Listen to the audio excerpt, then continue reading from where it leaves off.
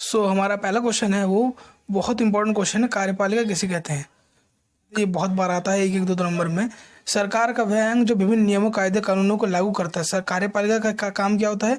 कार्यपालिका का काम होता है सरकार के नियमों कायदे का मतलब कि जो कानून होते हैं उनको लागू करना होता है सरकार का कार्यपालिका का काम।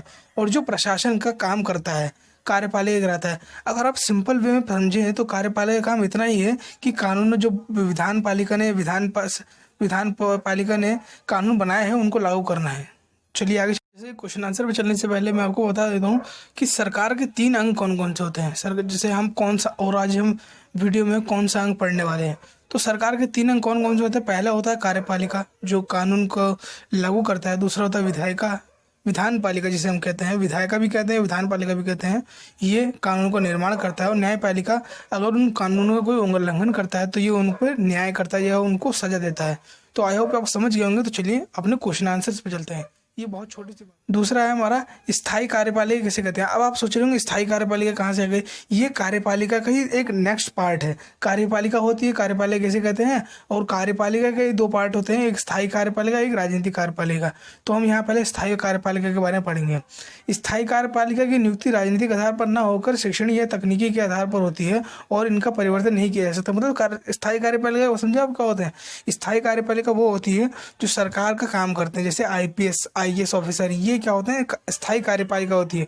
इनको हटाया नहीं जा सकता और ये सरकार के अंदर रह के काम करते हैं। और आप जानते कि IAS IPS काम कैसे करते हैं।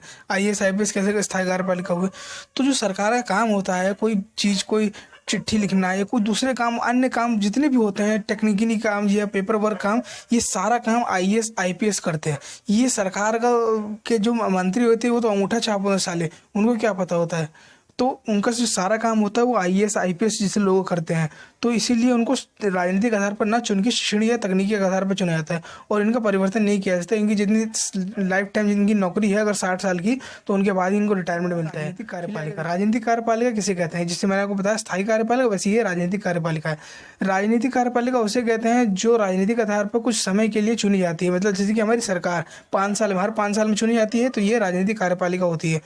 समय के लिए चुनी जाती है या किसी अन्य साधन द्वारा नियुक्त की जाती है। मतलब कि अगर नई कार्यपालिका जैसे गठबंधन से ऐसे राजनीतिक कार्यपालिका को किसी भी समय हटाया जा सकता है। सही बात है। अगर आपने किसी सरकार को चुना और आप नहीं चाहते हो सरकार के लिए, तो आप उसे कभी भी हटा सकते हैं। तो राजनीतिक कार्यपालिका अगर हम ऐसे समझे, राजनीतिक कार्यपालिका का चुनाव होता है हर 5 साल में और ये शैक्षणिक आधार पर ना चुन के राजनीतिक आधार पर चुनी जाती है और इसे कभी भी हटाया जा सकता है। ये बहुत एक सिंपल वे में राजनीतिक कार्यपालिका के बारे में सुने। आप लोग वीडियो में देख रहे होंगे कि बहुत छोटे छोटे क्वेश्चन आप लोगों के, बहुत बेकार से क्वेश्चन है लेकिन बहुत इंपॉर्टेंट क्वेश्चन ये क्वेश्चन बहुत इंपॉर्टेंट है। एक दो नंबर में आते हैं और कई बार किसी को पता भी नहीं चलता कि ये कहाँ से आ गया है। कार्यपालिका तथा अध्यक्षात्मक कार्यपालिका में अंतर बताइए। जैसे यहाँ क्वेश्चन लिखा हुआ है, क्वेश्चन नंबर 4 है हमारा। संसदीय कार्यपालिका तथा अध्यक्षात्मक कार्यपालिका, बहुत इंपॉर्टेंट क्वेश्चन, कई बार पूछा गया क्वेश्चन, बहुत इंपॉर्टेंट है। चलिए आगे चलते देखते हैं। संसदीय कार्यपालिका वह कार्यपालिका है जहां राज्य का अध्यक्ष नाम मात्र का होता है, जबकि मंत्री वास्तविक कार्यपालिका होती है। मतलब कि संसदीय कार्यपालिका, संसदीय मतलब कि जो हमारे क्या नाम है हिंदुस्तान के अंदर संसदीय कार्यपालिका, याद रखना है आपको, संसदीय कार्यपालिका हिंदुस्तान के अंदर है। संसदीय कार्यपालिका के अंदर राज्य का अध्यक्ष मतलब कि राष्ट्रपति या राज्यपाल नाम मात्र का होता है। तो मंत्रिमंडल वास्तविक कार्यपालिका होता है, मतलब कि मंत्री प्रधानमंत्री। अब देखा होगा सारे निर्णय, सारे कानून, सारे जो भी ऐलान करने होते हैं वो सारे प्रधानमंत्री करता है। राष्ट्रपति को आपने कभी नहीं देखा होगा कुछ ये करते हुए। राष्ट्रपति की वो उन चीज़ों पर हस्ताक्षर करता है। तो संसदीय कार्यपालिका का इतना ही आपको छोटा सा वे में याद रखना है कि यहाँ पे प्रधानमंत्री मेन होता है और राष्ट्रपति नाम मात्र का होता है। मतलब कि मुखिया नाम मात्र का और वास्तविक कार्यपालिका क्या नाम है मंत्रिमंडल होती है। अब देखते हैं अध्यक्षात्मक कार्यपालिका। अध्यक्षात्मक कार्यपालिका वह कार्यपालिका है जहाँ राज्य का अध्यक्ष नाम मात्र का न होकर राज्य का अध्यक्ष वास्तविक मुखिया होता है। वास्तविक मतलब कि मेन करता था वही होता है, मतलब कि राष्ट्रपति या राज्यपाल। अगर हम पूरे देश के स्तर पर देखें तो राष्ट्रपति, और अगर राज्यों के स्तर पर देखें तो राज्यपाल। मुखिया राज्यपाल या राष्ट्रपति नाम मात्र का ना होकर वास्तविक होता है तथा मंत्री संसद के सदस्य नहीं होते और ना ही संसद की बैठकों में भाग लेते। मतलब जैसे आपको यहाँ बताया मैंने, मंत्री वास्तविक कार्यपालिका होते हैं, यहाँ मंत्री वास्तविक कार्यपालिका नहीं होती और कोई भी अहम निर्णयों में ये भाग नहीं लेते हैं।